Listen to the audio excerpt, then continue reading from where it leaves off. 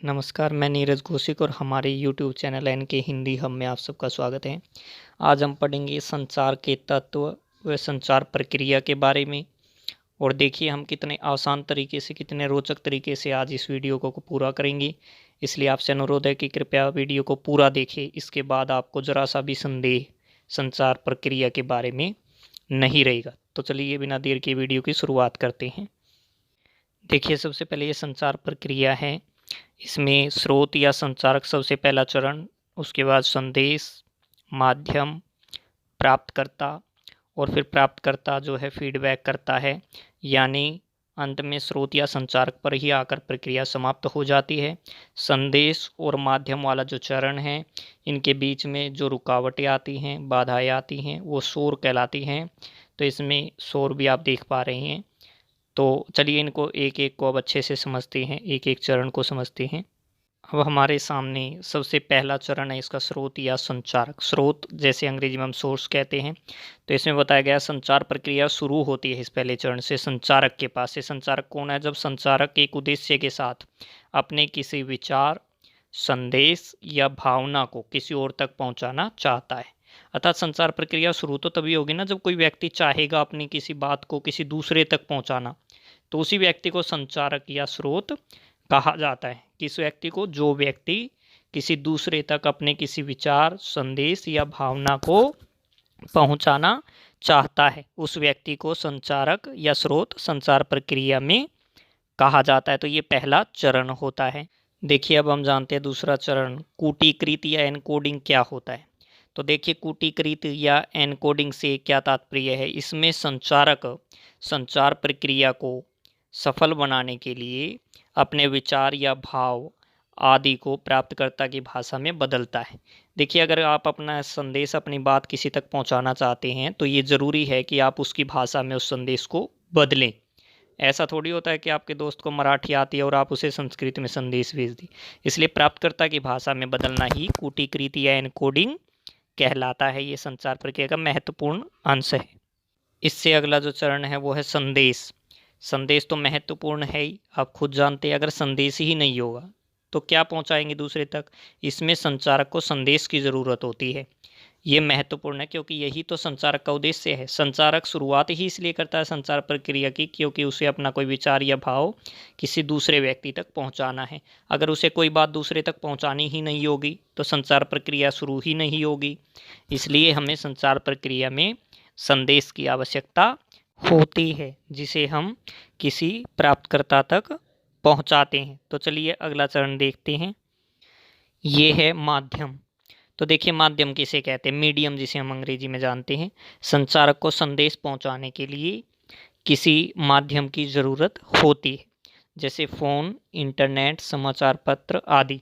अर्थात जो संचारक है उसने जब कोई संदेश सोच लिया, उसे वो पहुंचाना है, तो उसे कोई तो माध्यम भी चाहिए कि वो कैसे पहुंचाएगा। जैसे पहले के लोग कबूतरों के माध्यम से भी संदेश पहुंचाते थे, वो डाकिए के माध्यम से पहुंचाएगा या फ़ोन के माध्यम से पहुंचाएगा या इंटरनेट के माध्यम से प्राप्तकर्ता तक संदेश पहुंचाएगा।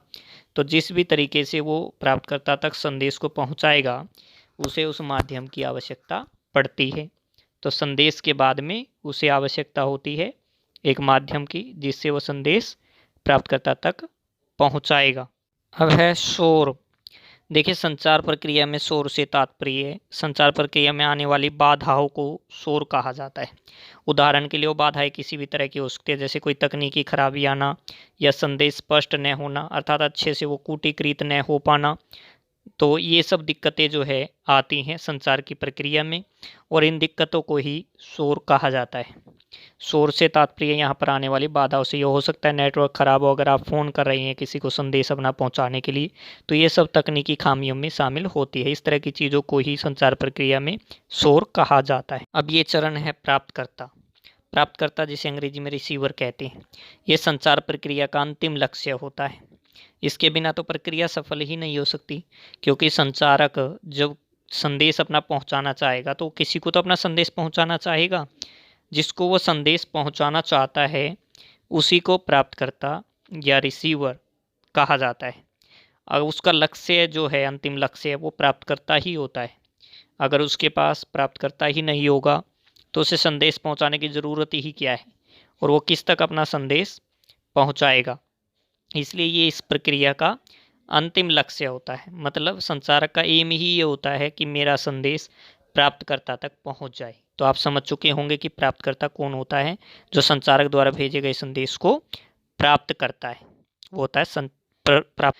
देखिए अब कूटवाचन या डिकोडिंग किसे कहा जाता है संचार प्रक्रिया में। इससे तात्पर्य है कि प्राप्तकर्ता प्राप्त संदेश में निहित अर्थ को समझने की कोशिश करता है।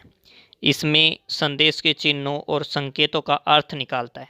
अर्थात जिस संदेश को जो संचारक था वो भेजता है प्राप्तकर्ता के पास, उसको उसी अर्थ में समझने की कोशिश जो की जाती है प्राप्तकर्ता के द्वारा, रिसीवर के द्वारा, वही कूटवाचन या डिकोडिंग कहलाता है।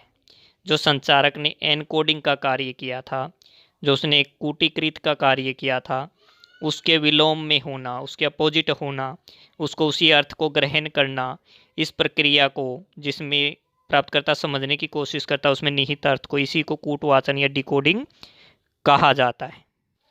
अब है प्रतिक्रिया या फीडबैक। ये संचार प्रक्रिया का अंतिम कार्य है। इसमें प्राप्तकर्ता संदेश के बदले में संचारक को कोई जवाब सौंपता है और इस प्रकार संचारक पर ही प्रक्रिया समाप्त होती है। देखिए घूमकर पूरी प्रक्रिया जो है वापस संचारक के पास ही आ जाती है, क्योंकि जो संदेश संचारक ने भेजा था प्राप्तकर्ता के पास वो उसके निहित अर्थ को अच्छे से समझता है, समझने का प्रयास करता है, और उसके बाद वो उसके संदेश के बदले में अपनी तरफ से कोई ना कोई जवाब देता है। वह उसकी बात को स्वीकार करता है या स्वीकार नहीं करता है, या उसके द्वारा की गई किसी भी बात का वो जो भी जवाब देता है उसे प्रतिक्रिया कहा जाता है, जिसको हम अंग्रेजी में फीडबैक के नाम से जानते हैं। ये अंतिम चरण है जो कि संचारक के पास ही प्रक्रिया को पहुंचा देता है। इस प्रकार मैं उम्मीद करता हूं कि ये संचार प्रक्रिया के सभी चरण आपको अच्छे से समझ में आ गए होंगे। आपके सामने संचार प्रक्रिया है, इसमें शायद कोई ऐसी चीज़ नहीं होगी जो हमने जिसके बारे में चर्चा न की हो। तो स्रोत या संचारक, संदेश, माध्यम, प्राप्तकर्ता, शोर, फीडबैक और इसी के साथ संचार प्रक्रिया यहाँ पर संपूर्ण हो जाती है। तो उम्मीद करता हूँ आपको समझ आई होगी। कृपया चैनल को सब्सक्राइब जरूर करें और वीडियो को लाइक एंड शेयर करें। धन्यवाद।